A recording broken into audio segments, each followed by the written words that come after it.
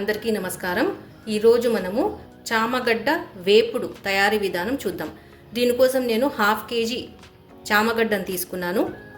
వాటిని శుభ్రంగా కడుక్కొని కుక్కర్లో వేసుకొని నీళ్లు పోసి 2 విజిల్లు వచ్చేంత వరకు ప్రెషర్ కుక్ చేసుకున్న తర్వాత దాని పొట్టు తీసేసి ఇలా ముక్కలుగా కట్ చేసుకొని పెట్టుకోవాలి.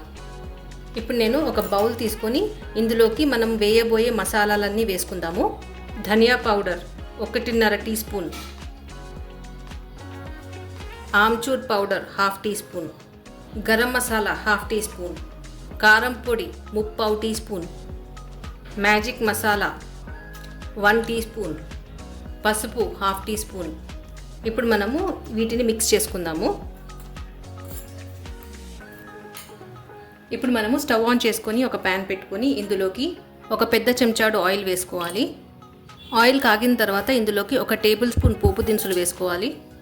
1/2 టీ స్పూన్ వాము, చిటికెడు ఇంగువ, ఒక పెద్ద ఉల్లిపాయ ముక్కలుగా కట్ చేసినవి వేసుకోవాలి. కొద్దిగా కరివేపాకు. ఇప్పుడు మనం మిక్స్ చేసుకుందాము.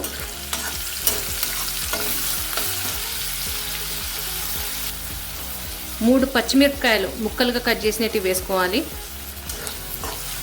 ఉల్లిగడ్డ కాస్త రంగు మారేంత వరకు వేపుకోవాలి. ఇందులోకి 1/2 టీ స్పూన్ అల్లం వెల్లుల్లి పేస్ట్ వేస్తున్నాను. అల్లం వెల్లుల్లి వేగాక ఇందులోకి మనం కట్ చేసి ఉంచుకున్న చామగడ్డల్ని వేసుకోవాలి.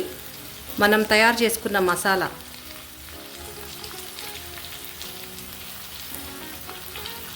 ముప్పావు టీ స్పూన్ ఉప్పు, 1 టీ స్పూన్ కసూరి మేతి. ఇప్పుడు మనం బాగా మిక్స్ చేసుకుందాము.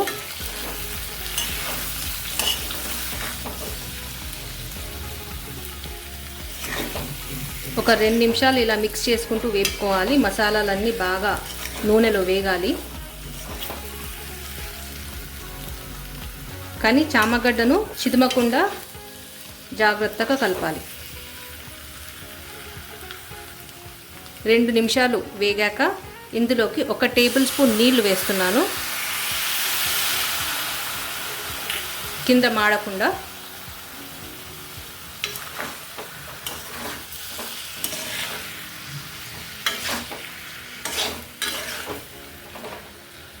ఇప్పుడు మనం మూత పెట్టేసి ఒక 5 నిమిషాలు ఇలాగే మగ్గనిద్దాం.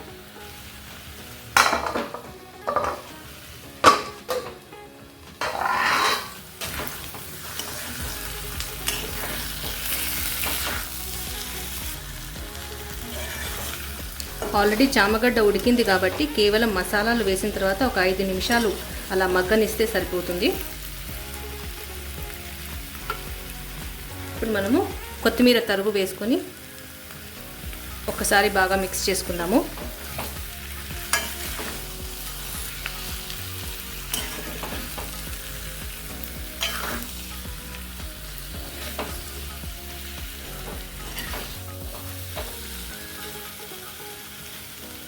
ఇప్పుడు మనం స్టవ్ ఆఫ్ చేసి ఒక ప్లేట్లో సర్వ్ చేసుకుందాం. చామగడ్డ వేపుడు రెడీ అయిపోయిందండి. మీరు ఇంట్లో తప్పక ట్రై చేసి చూడండి. వీడియో నచ్చినట్లయితే please like, share and subscribe. Thank you.